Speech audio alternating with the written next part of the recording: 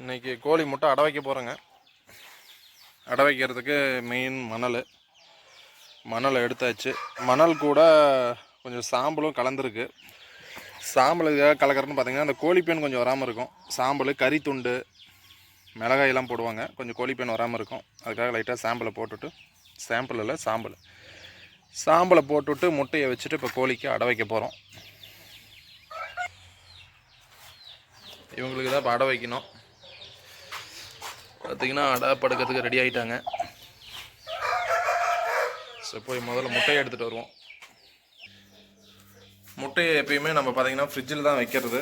ஏன்னா வெளியே வச்சா கொஞ்சம் பொரிப்புத்திறன் கம்மியாக இருக்கும். அதனால் நம்ம ஃப்ரிட்ஜில் வச்சுருவோம் முட்டையை. ஸோ 1 மணி நேரத்துக்கு இந்த முட்டை வந்து ஃப்ரிட்ஜிலேருந்து எடுத்து வெளியே வச்சாச்சு. 1 மணி நேரத்துக்கு இந்த கூலிங்கெல்லாம் போகிற வரைக்கும் கொஞ்சம் வெளியே வச்சுட்டு அதுக்கப்புறம் நம்ம அடையில் வச்சு கோழியை வந்து அடைப்படுக்க வைக்கலாம்.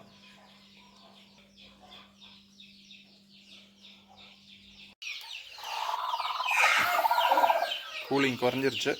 ஸோ முட்டையை நம்ம இப்போ அடை வைக்கலாம்.